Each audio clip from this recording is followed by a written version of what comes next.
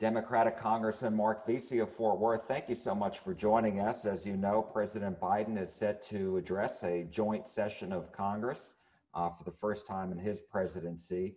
So what is your message about his first 100 days in office?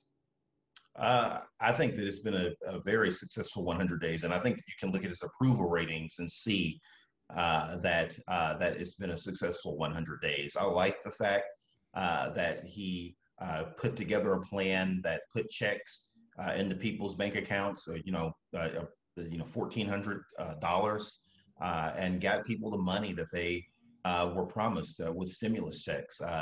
That he expanded the child tax care credit, the fact that he extended the child tax credit. I just think that there are so many things about what he's done in this first 100 days that are positive for the American public, and I think that you're going to hear him talk a lot about that in this address. I was going to ask you about that. What is it that you're looking for him to mention, for him to talk about? Is there anything in particular you want to hear? Yeah, I want him to really, and I think that he can do it because this is a guy from Scranton, Pennsylvania, from Delaware, and I think that he's going to show to the American public that he has empathy in the area of people that have struggled to keep their small business open, parents that have tried to figure out how they're going to get their kids back in school as they're missing, just critical, days as they continue to grow and reach, 18 years old before they go out into the world. That parents are concerned about schools not being open. I think that he is going to be able to show a level of empathy that I think is really important at this moment in time, and I think that it's going to come through. And that it's going to be very clear. I also think that he's going to talk about how important it is to sell the future, what the future of America looks like once we do get this pandemic more under control, which it looks like, so far so good under his administration. But what does our infrastructure look like, 5, 10 years from now, 20 years from now? What sort of investments are we making now for our young people to have a better and brighter future for America? You brought up infrastructure, and obviously the president is working hard to try to get that passed. And the Republicans in the Senate just outlined a bill that was much smaller in funding and more focused on what we typically think as infrastructure. And their criticism of the Biden administration's plan is that it's just a gift for a lot of progressive causes and not necessarily focused on what we've normally come to expect as infrastructure, bridges and roads and that kind of thing. Yeah, no, I completely disagree with that. The Republicans may be looking for any excuse they need, and they may be worried about Biden's high approval ratings right now. But this is a guy from Scranton, Pennsylvania, and Delaware. He understands meat and potatoes when it comes to infrastructure. That's why he put so much money into making sure that we fix our crumbling bridges and roads. That's why he's put in money into the projects that we more commonly know as infrastructure. But I also think that when it comes to rural broadband, for instance, that's something that really needs to happen. We need for people that don't live in urban areas to have broadband, and most of those people that live in these rural areas, many of them are Republicans, but they need to be connected just like the rest of the country. When it comes to lead that's in our pipes and old buildings, many of these in communities that are majority Black and Hispanic, we need to clean up lead pipes and buildings. So I don't think that it's any sort of a progressive wish list. It's just the reality of what we need to do to continue to advance our country and our society. And we certainly don't want the rest of the world to jump too far ahead of us when it comes to some of these greener technologies. You look at China and the investments that they're making in things like solar. You look at India and the fact that that country is doing everything that they can to try and green up as they continue to modernize that particular part of the world. We want to make sure that when it comes to things like high-speed rail, for instance, that we are not left behind. You can't think that that the rest of the world can speed past us on some of these innovations, and that it won't cost us national security wise in the long term, even if it doesn't have anything to do directly with defense. We have to understand that the investment that we make domestically in a lot of these infrastructure and transportation projects really is going to decide who leads the world going into the latter part of the 21st century. What do you say to Republican members of Congress who've criticized President Biden and his administration for being too progressive in the sense of wanting to raise taxes on corporations and the wealthy while we're trying to still climb out of the pandemic, as far as his response to the border policies, and also as it relates to the Texas energy sector and the fact that they ended federal leases for the oil sector on federal lands? Yeah. Well, I mean, we don't have that many federal leases in Texas. But, the fact of the matter is that, we're going to be using the energy resources here in Texas when it comes to oil and gas for a long, long, long time to come. And also, you look at our state, we've also been, we lead the country in wind production. I mean, we produce more renewable energy than the EU does. And so I think that you're going to see, that sort of balanced approach when it comes to energy in the United States, kind of similar to what we've seen in Texas. I think that that's what you're going to see, from the Biden administration when it comes to, some of the issues around taxes. Look, we just need for companies and people that are wealthy to pay their fair share. I mean, you saw the fact that Donald Trump had his own jet with his name written on the side of it, and that this man was absolutely not paying any taxes for several years. We saw that.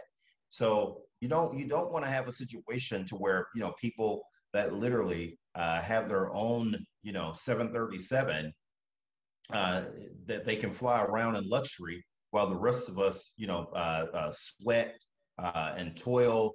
And people clock in and out of factories and clock in and out of automobile plants and defense plants around Dallas, Fort Worth, and they're paying their fair share of taxes, but rich guys aren't. And so that's what I would like to see as a system that where everyone is paying their fair share and everyone is pitching in to make America a better place. In this, just on that note, as far as taxes, real quick. In your mind, is it a sense of raising the rates, or is it a sense of closing loopholes that allow this? First of all, we need to, close the loopholes. I think that's clear. Again, we had a president that was, riding around, rolling around in luxury with his own pilot and his own plane with his name written on the side of it, paying God knows how much money in jet fuel each time it took to put that thing up in the air. And he was finding loopholes to not pay taxes while the people that work at our plants here in Dallas Fort Worth were paying their taxes. You got to close the loophole, and then you have to come up and figure out how you're going to establish a fair rate for everyone to pay that are doing better than others. And so I think that certainly does need to be part of the discussion. I'm going to be interested to hear exactly, how the president lays that out and exactly what he has to say on that. But I do think that it is very important that people pay their fair share, particularly if you've been gifted with an abundance of money and wealth.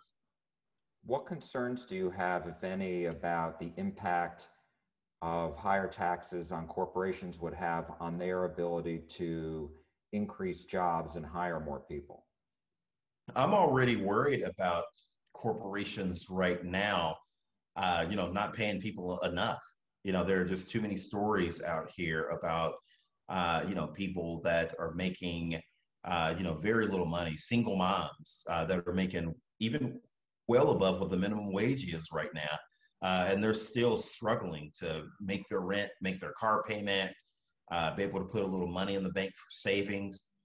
We have an entire generation of Americans now that are actually doing worse than their parents did. And we need for companies to invest back in their workers. And so I'm actually concerned now with the plight of the American worker and the fact that so many people, can't get ahead. And this was before COVID. And so, that's mainly my focus. I also want to make sure that our companies, particularly here in North Texas, that they are able to be competitive and that they're able to be profitable, because we need for them obviously to be, but we need to make sure that our workers are being taken care of as well. And there are just too many stories out here about people, again, that are making well above minimum wage. They're making, $10, $15 an hour.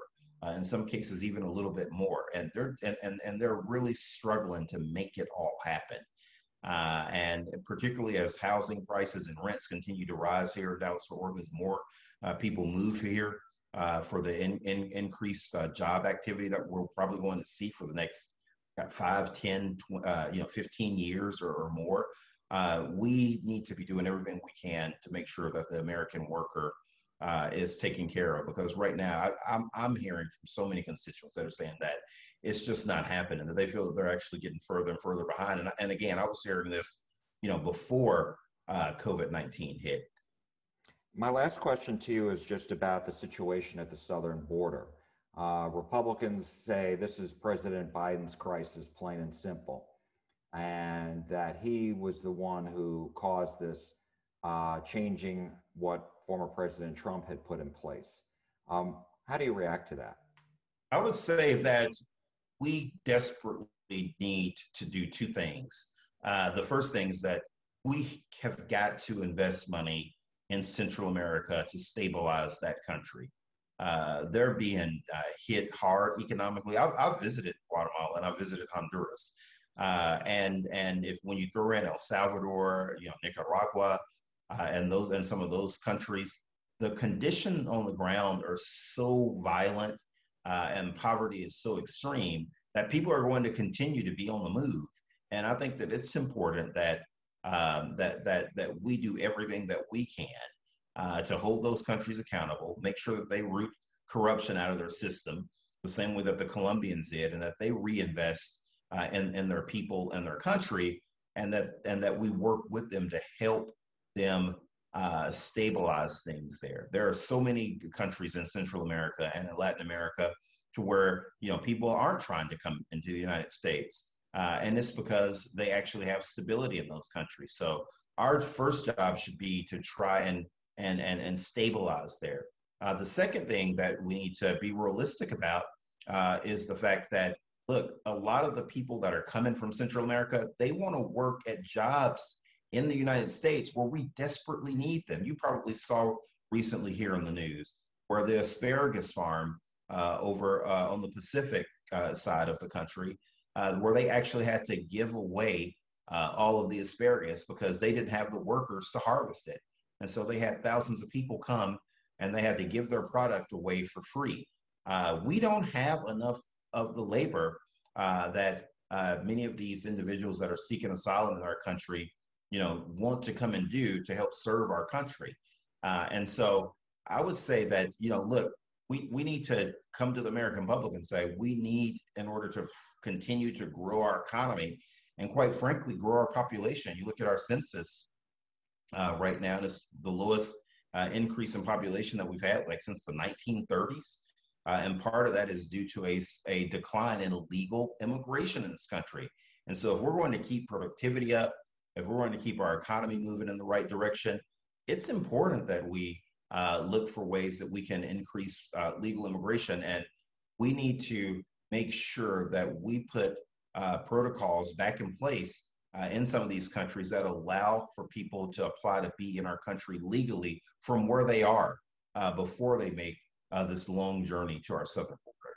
But as far as the situation on the southern border now, record numbers of migrants crossing into the U.S., 20-year high. Is President Biden to blame for this situation? No. We started to see an increase long before President Biden took office. Remember, he's only been in office since January the 20th. We started to see an increase long before Biden was in office. Well, not last. This is not a new situation. We've seen and talked about this. I've been going to visit border patrol stations and visiting with people from customs since I went into Congress in 2013. So this is an ongoing issue. And again, it's not going to be solved, in my opinion. It's never going to be solved until we do something to stabilize the situation in those countries. Democratic Congressman Marc Veasey of Fort Worth, thank you so much for joining us. Really appreciate your time. Thanks, Jack.